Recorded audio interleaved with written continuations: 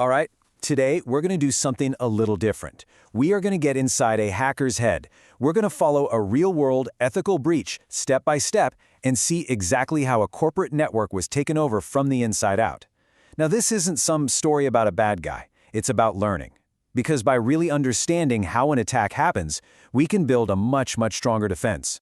Okay, so obviously, I'm not telling you to go burn down a building, but this quote, it really nails the power of a good war story. You know, sometimes seeing a disaster unfold, even if it's just a simulation, is the absolute best way to understand the risks we're facing in cybersecurity and, more importantly, why we need to be ready for them.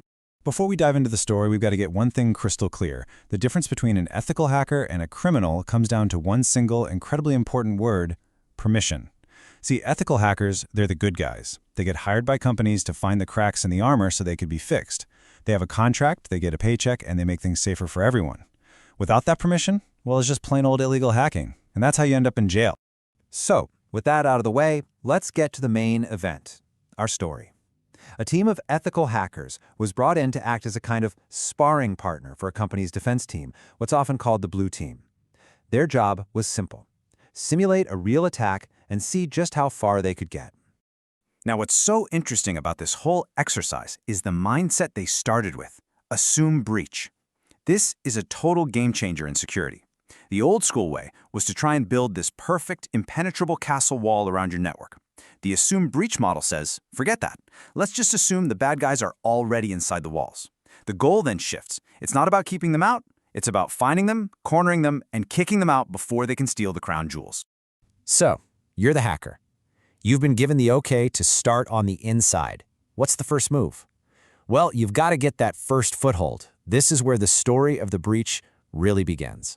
The hackers didn't need to smash down the front door. They started with a trusted insider, an employee who downloaded and ran a piece of their software. Now, before you think that's cheating, let me tell you this is an incredibly realistic scenario. Most organizations today know it's not a matter of if they'll get breached, but when. And an insider, whether they mean to or not, is one of the most common ways an attacker gets in.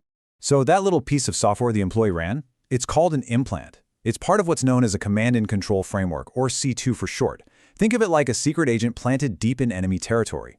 Once it's running, that implant calls home over the internet to a server the hackers control, just waiting for its next set of instructions.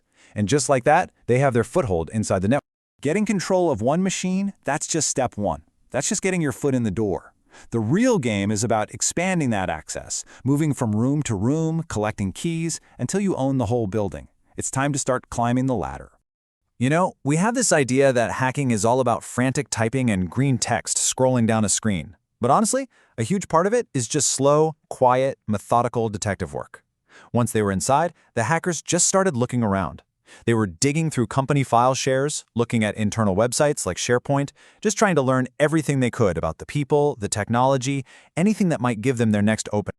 And right here, this is the whole playbook, the entire attack, from start to finish. It all began with that initial access from the C2 implant. Then came the detective work, the reconnaissance, where they found some dusty old script on a file share. And this is where they hit the jackpot, the critical find. They open it up, and what's inside? A username and password just sitting there in plain text.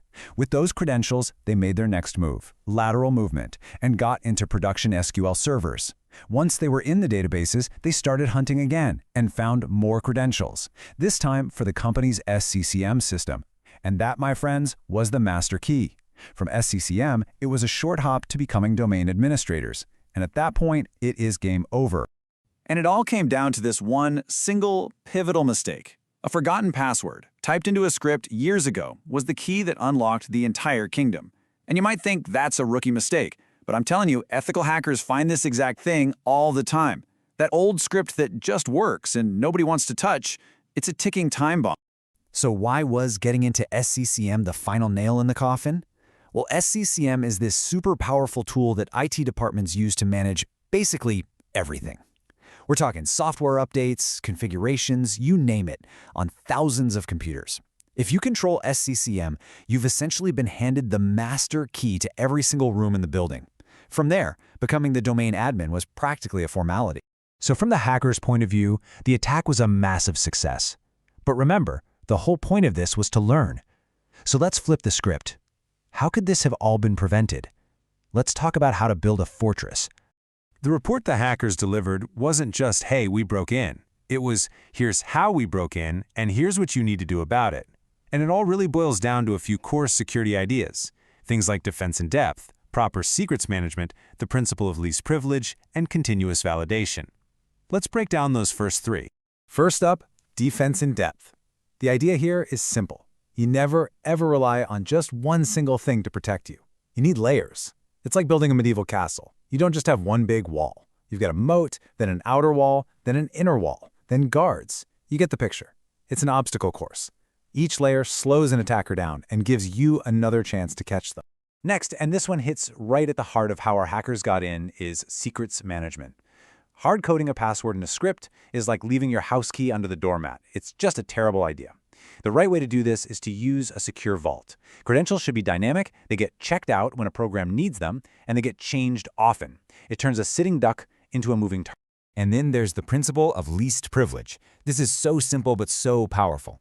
It just means you only give an account, whether it's for a person or a computer program, the absolute bare minimum permissions it needs to do its job. Nothing more. That way, if that account ever gets compromised, the damage is contained. The attacker can't just run wild. Building all these defenses is a great start, but here's the thing about cybersecurity. You are never done. It is not a project with an end date. It's a continuous process, a never-ending game of cat and mouse. You can't just set it and forget it. You have to constantly test your controls to make sure they're actually working.